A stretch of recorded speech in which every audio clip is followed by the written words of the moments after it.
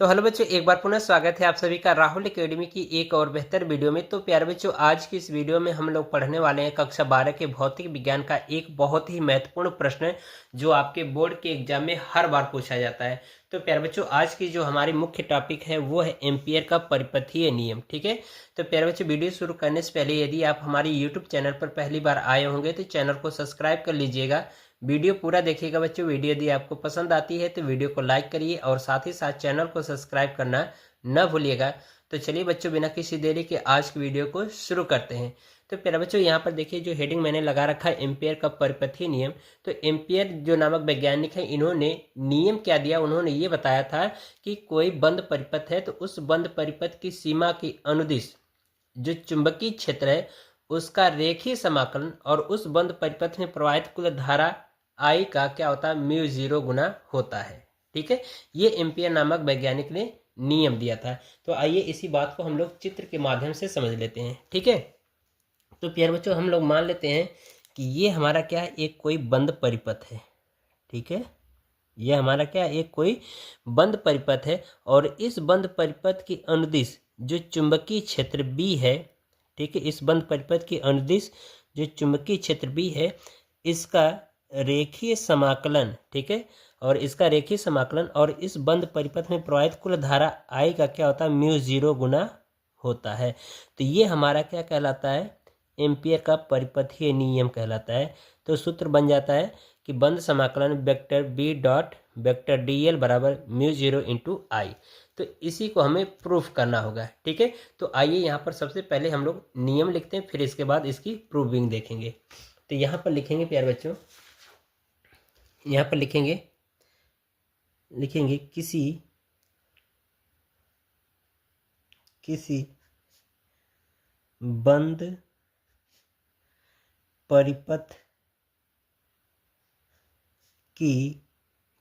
परिपथ की सीमा के अनुदिश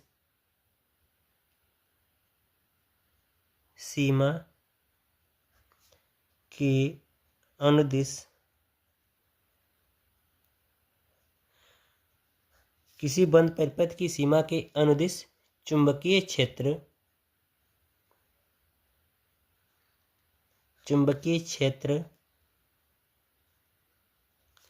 वेक्टर बी का रेखीय समाकलन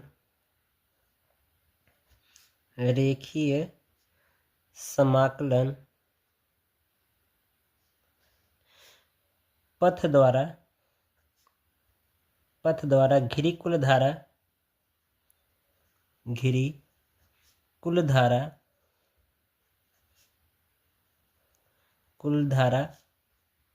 आई का म्यू 0 गुना होता है। ठीक है, ये हमारा क्या कहलाता है, एम्पियर का परिपथीय नियम कहलाता है। तो जो नियम निकल के आता है वो यही है जो मैंने बताया।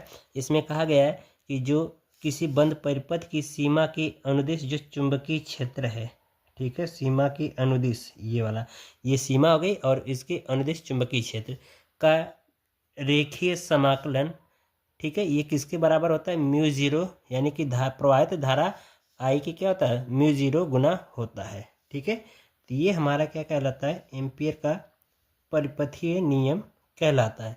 ठीक है, तो अब इसी की हमें प्रूविंग देखनी है। तो यहाँ पर हेडिंग लगाएंगे, यहाँ पर उत्पत्ति। ठीक है, उत्पत्ति। तो प्यारे बच्चों, ये जो हमने लिखा है ना, ये एम्पियर के परिपथीय नियम का कथन है। और यहाँ पर हम लोग क्या निकालेंगे, अब उत्पत्ति निकालेंगे, यानी कि ये जो फार्मूला आया है इसको प्रूफ करेंगे। तो प्यारे बच्चों, ये जो चित्र मैंने बनाया है ना, इसी को मैं दोबारा यहाँ पर बना रहा हूँ। ठीक है, तो ये हमारा क्या है, एक बंद परिपथ है प्यारे बच्चों। ठीक है, और ये जो बंद परिपथ ये कैसा वृत्ताकार परिपथ है। ठीक है, तो जब वृत्ताकार परिपथ है तो इसकी कुछ न कुछ त्रिज्या होगी। वो त्रिज्या हम मान लेते हैं कितनी, r है, और इसका केंद्र O है। और इस परिपथ से क्या हो रहा है कि एक विद्युत धारा प्रवाहित हो रही है, कितनी, I एम्पियर की विद्युत धारा प्रवाहित हो रही है। और ये जो तार है प्यारे बच्चों, इसका नाम दे देते हैं XY। ठीक है। और ये जो वृत्त का केंद्र O है, इसे स्मॉल r दूरी पर एक बिंदु P स्थित है जहाँ पर चुंबकीय क्षेत्र हमें प्राप्त करना है। तो ये जो प्यारे बच्चों जो मिला है चुंबकीय क्षेत्र इस बिंदु पर, यदि देखा जाए तो फ्लेमिंग के दाएं हाथ के नियम के अनुसार, तो इसमें हम क्या करेंगे, ये जो हमारी चारों उंगलियां हैं इसको चुंबकीय, जहां पर हमें चुंबकीय क्षेत्र का मान पता करना उसकी तरफ और अंगूठे को धारा की तरफ रखें ऐसे, तो हम अपनी उंगलियों को मोड़े तो ये किधर जा रहा है, जिस दिशा में ये वृत्ताकार पथ है उसी की दिशा में, यानी उसी के अनुदिश ये चुंबकीय क्षेत्र की भी दिशा है। ठीक है। तो इसका मतलब कि ये जो पथ है यानी कि जो डीएल लंबाई है और ये जो चुंबकीय क्षेत्र, ये दोनों एक दूसरे के क्या है, समांतर है। ठीक है। तो ये चीज हो गया। तो अब यहाँ पर थोड़ा सा थ्योरी लिखेंगे। यहाँ पर लिखेंगे माना कागज तल के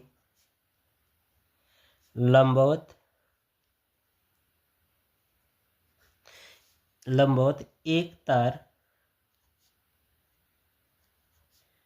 XY है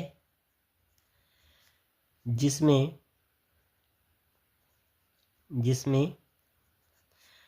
I धारा प्रवाहित हो रही है। इतना हमें मानकर लिख देना होगा, प्रवाहित हो रही है। ठीक है। और एक चीज हम मान लेते हैं कि, और एक हमारा क्या है कि R त्रिज्या का एक कोई वृत्ताकार पथ है जिसका केंद्र क्या है, O है। तो यहाँ पर इसको भी लिख देंगे कि माना स्मॉल r त्रिज्या का एक वृत्ताकार पथ है जिसका केंद्र O है। तो प्यारे बच्चों ये बिल्कुल प्रॉपर तरीके से हमें लिखना होगा जैसे पेपर में लिखा जाएगा। ठीक है। तो इतना हमने थ्योरी लिख दिया। अब इसके बाद हम क्या करेंगे कि ये जो चालक तार है यानी कि इससे स्मॉल r दूरी पर जो बिंदु P है, यहाँ पर चुंबकीय क्षेत्र ज्ञात कर लेते हैं। ठीक है। तो यहाँ पर लिखेंगे धारावाही चालक तार से स्मॉल r दूरी पर, ठीक है, स्मॉल r दूरी पर स्थित बिंदु P पर चुंबकीय क्षेत्र। तो यहाँ पर लिखेंगे धारावाही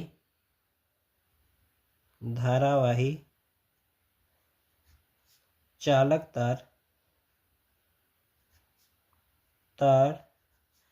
से r दूरी पर स्थित बिंदु P पर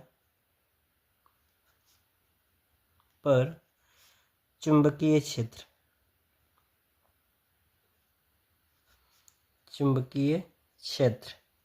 तो प्यारे बच्चों ये जो चुंबकीय क्षेत्र इसका जो मान निकल के आएगा वो आएगा B बराबर μ0/2π × I/r।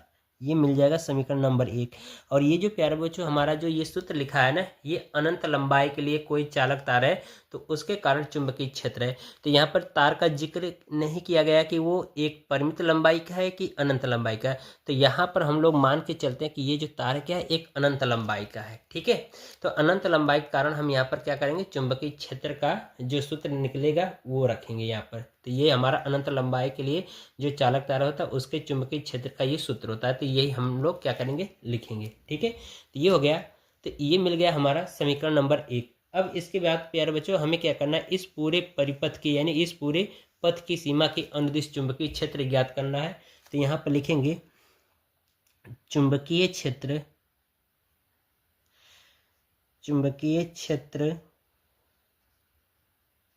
ठीक है, चुंबकीय क्षेत्र का पथ के अनुदिश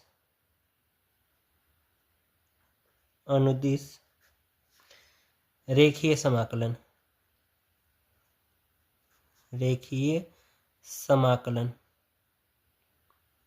ठीक है। यानी कि इसके कहने का मतलब ये है कि जो चुंबकीय क्षेत्र हम लोग निकाले हैं और ये जो पथ है इसका रेखीय समाकलन कर लेते हैं, यानी कि इस पूरे पथ के कारण चुंबकीय क्षेत्र निकालेंगे तो उसका क्या करेंगे, रेखीय समाकलन निकालेंगे। तो यहाँ पर प्यारे बच्चों जो देख रहे हो कि जो अल्पांश लंबाई ये है ये भी वेक्टर डीएल के फॉर्म में होगी, और ये चुंबकीय क्षेत्र भी हमारा क्या सदिश राशि में है, तो इसलिए इसको भी वेक्टर के फॉर्म में लिखा जाएगा। तो यहाँ पर जो हमारा मान प्राप्त हुआ है, ठीक है, जो यहाँ पर लिखा गया है कि बंद यानी कि रेखीय समाकलन, बंद परिपथ के कारण रेखीय समाकलन चुंबकीय क्षेत्र का निकाल रहे हैं, तो ये हो जाएगा vector B dot d l बराबर। प्यारे बच्चों ये हमारा एक और फार्मूला होता है, ये आप वेक्टर में पढ़े हो कि vector A dot vector B बराबर क्या होता है, ए बी कॉस थीटा होता है। ठीक है, ये फार्मूला हम लोग वेक्टर में कक्षा 11 में पढ़ चुके थे। तो इसी को क्या करेंगे कि इसके फॉर्म में लिखेंगे। तो ये देख रहे हो ए की जगह पे, ये बी की जगह पे, तो ये वेक्टर का चिन्ह हटाएंगे तो इसके साथ क्या जुड़ जाएगा, कॉस थीटा। तो ये हो जाएगा रेखीय समाकलन B dot d l cos theta.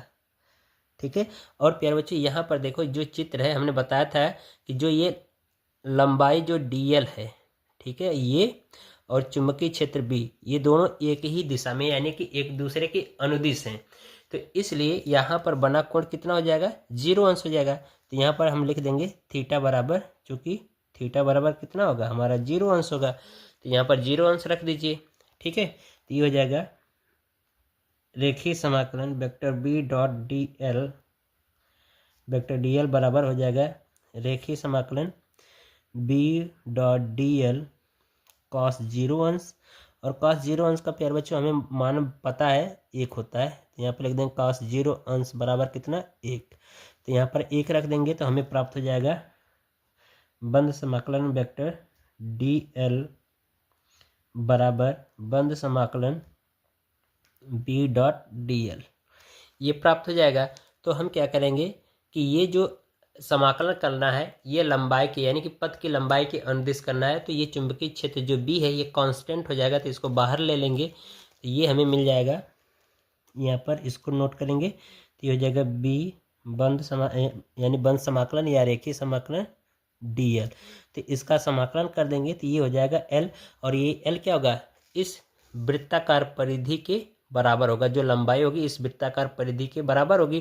तो इसलिए इसका समाकलन किसके बराबर हो जाएगा, परिधि के बराबर हो जाएगा। तो ये हो जाएगा बी गुणे 2 पाई आर, ये किसके बराबर मिला है हमें, बंद समाकलन vector B dot d l के बराबर मिला है। ठीक है, तो अब प्यारे बच्चों यहाँ पर हम क्या करेंगे, समीकरण 1 से क्या करेंगे, बी का मान रख देंगे। ठीक है, तो यहाँ पर लिखेंगे,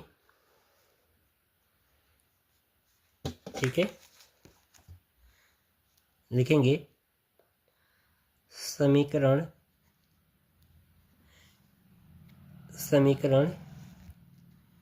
1 से बी का मान रखने पर, तो रख दीजिए इसी सूत्र में जो हमें प्राप्त हुआ समीकरण। तो ये हो जाएगा रेखीय समाकलन vector B dot vector d l बराबर, बी का मान रख देंगे प्यारे बच्चों, तो बी बराबर हमें फार्मूला पता था समीकरण 1 में कितना, μ0 अपान 2 पाई, ठीक है, आई अपान आर अगुड़े जो एल का मान निकला वो किसके बराबर है, परिधि के बराबर है, तो ये हो जाएगा 2 पाई आर। तो ये 2 पाई आर इससे कट जाएगा। ठीक है, तो बचा हमारा बंद समाकलन या रेखीय समाकलन vector B dot d l, vector d l बराबर कितना, μ0 इंटू आई। यही हमारा क्या कहलाता है, एम्पियर का परिपथीय नियम कहलाता है, इसी को हमें प्रूफ करना था। ठीक है, ये हो गया। अब प्यारे बच्चों लगे हाथ इसी का अनुप्रयोग देख लेते हैं, छोटा सा टॉपिक है, पेपर में पूछा जाता है अनुप्रयोग भी। तो यहाँ पर हेडिंग लगाएंगे अनुप्रयोग किसका, एम्पियर के परिपथीय नियम का। तो यहाँ पर लिखेंगे एम्पियर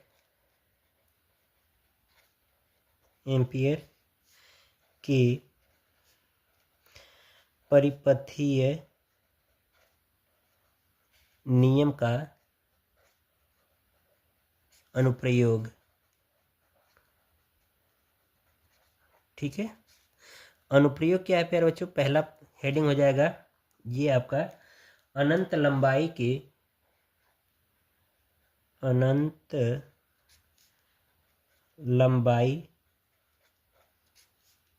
के सीधे तार अनंत लंबाई के सीधे तार के कारण चुंबकीय क्षेत्र के कारण चुंबकीय क्षेत्र। ठीक है, तो ये इसका अनुप्रयोग है। तो यही अनुप्रयोग हम लोग देख लेते हैं। ठीक है, पेपर में अनुप्रयोग सहित एम्पियर का परिपथीय नियम पूछा जाता है। ठीक है, तो प्यारे बच्चों इसका एक छोटा सा चित्र है, वो हम लोग चित्र बना लेते हैं। ठीक है, तो ये हमारा क्या है प्यारे बच्चों कि एक हमारा बंद परिपथ है। ठीक है, कैसा वृत्ताकार बंद परिपथ है, और इस वृत्ताकार परिपथ से एक अनंत लंबाई का धारावाही चालक तार होकर के गुजर रहा है, जिसमें आई एम्पियर की धारा प्रवाहित हो रही है। ये अनंत लंबाई का चालक तार है। ठीक है, मान लेते हैं कि ये क्या है, अनंत लंबाई का चालक तार है, जिसमें आई एम्पियर की धारा प्रवाहित हो रही है। ठीक है, तो ये इसका वृत्ताकार जो पथ है, इसका केंद्र मान लेते हैं O है, और इसका जो त्रिज्या होगा वृत्ताकार पथ का वो कितना है, R है, और यहाँ पर बिंदु P मान लेते हैं, और इसी पर बिंदु P की अगर चुंबकीय क्षेत्र की दिशा देखें तो वो कहाँ की ओर दर्शा रहा है, इसके अंदर, यानी कि इसके अनुदिश। ठीक है, इस लंबाई के अनुदिश दर्शा रहा है। ठीक है, तो इसी के कारण हमें क्या करना है, चुंबकीय क्षेत्र का मान देखना है। तो प्यारे बच्चे जो एम्पियर का परिपथीय नियम हमने डेरिवेशन किया है ना, उसी का नीचे से ऊपर चले जाएंगे, उल्टा कर देंगे, तो वो हमारा फार्मूला प्राप्त हो जाएगा। किसके लिए, अनंत लंबाई के सीधे तार के कारण चुंबकीय क्षेत्र। ठीक है, तो इसको देख लेते हैं। तो यहाँ पर लिखेंगे एम्पियर के नियम से। ठीक है, एम्पियर के नियम से। ठीक है, तो एम्पियर का नियम क्या है, अभी हमने डिराइव किया था कि रेखीय समाकलन vector B dot vector d l बराबर म्यू जीरो इंटू आई, ये होता है। इसको मान लेते हैं समीकरण 1। ठीक है, तो अब हमें क्या करना है कि प्यारे बच्चों यहाँ पर देख रहे हो कि जो चुंबकीय क्षेत्र बी है और जो डी एल है, ये क्या है, दोनों एक ही दिशा में है। तो इसको हम कुछ इस तरह से लिख सकते हैं, रेखीय समाकलन vector B dot d l बराबर वेक्टर डी एल बराबर, इसको हम इस तरह से लिख सकते हैं, रेखीय समाकलन वेक्टर बी, यानी कि वेक्टर चिन्ह हटा देंगे तो हो जाएगा B dot d l cos theta, और यहाँ पर थीटा बराबर प्यारे बच्चों हमें पता है कितना है, 0 अंश होगा। ठीक है, यहाँ पर देख सकते हो 0 अंश होगा। तो अब यही 0 अंश यहाँ पर रख देंगे, तो ये हो जाएगा रेखीय समाकलन B dot d l cos 0 अंश, और कॉस 0 अंश का प्यारे बच्चों मान हमें पता है कितना है, 1। तो यहाँ पर 1 रख देंगे, तो ये हमें प्राप्त हो जाएगा बी डॉट डी एल, किसके बराबर, इसके रेखीय समाकलन vector B dot d l के। ठीक है, अब प्यारे बच्चों यहाँ पर देखो, जो vector B dot d l है, समीकरण 1 से देखिए कितना है, हमें पता है म्यू जीरो इंटू आई पता है। तो यहाँ पर हम क्या लिख देंगे, समीकरण 1 से, समीकरण 1 से। ठीक है, तो यहाँ पर रख दीजिए, तो ये हो जाएगा इसकी जगह पर कितना, म्यू जीरो इंटू आई। ठीक है, तो ये हो जाएगा म्यू जीरो इंटू आई, और ये प्यारे बच्चे जो होगा ये बाहर आ जाएगा, क्योंकि हमें डीएल के सापेक्ष समाकलन करना है। तो ये हो जाएगा बंद समाकलन या रेखीय समाकलन डीएल, और इसका जब समाकलन कर देंगे प्यारे बच्चों, तो ये किसके बराबर हो जाएगा, इसके वृत्ताकार परिधि के बराबर हो जाएगा। तो ये हो जाएगा म्यू जीरो इंटू आई बराबर बी। ठीक है, और इसका मान रख देंगे तो कितना हो जाएगा, 2 पाई आर के बराबर हो जाएगा, और इसी 2 पाई आर का अब इधर भाग करा देंगे। ठीक है, तो इधर देखिए भाग करा देंगे, तो फिर बच्चों हमें मिल जाएगा बी बराबर mu zero into I upon 2 pi r. ठीक है, यही हमारा क्या होता है, हमारा अनंत लंबाई के सीधे तार कारण चुंबकीय क्षेत्र हो जाएगा, किसका, एम्पियर के परिपथीय नियम के अनुप्रयोग का। ठीक है, तो ये हो जाएगा, और इसका मात्रक टेस्ला होता है, ये आपको ध्यान रखना है। तो इस तरह से प्यारे बच्चों जो आज की हमारी टॉपिक है वो कंप्लीट होती है। तो आशा करते हैं आपको हर एक चीज़ समझ में आया होगा। यदि प्यारे बच्चों ये वीडियो आपको पसंद आई हो तो वीडियो को लाइक करिएगा, और साथ ही साथ चैनल को सब्सक्राइब करना न भूलिएगा। तो मिलते हैं इसी तरह से अगले वीडियो में, तब तक के लिए गुड बाय, थैंक यू, जय हिंद बच्चों।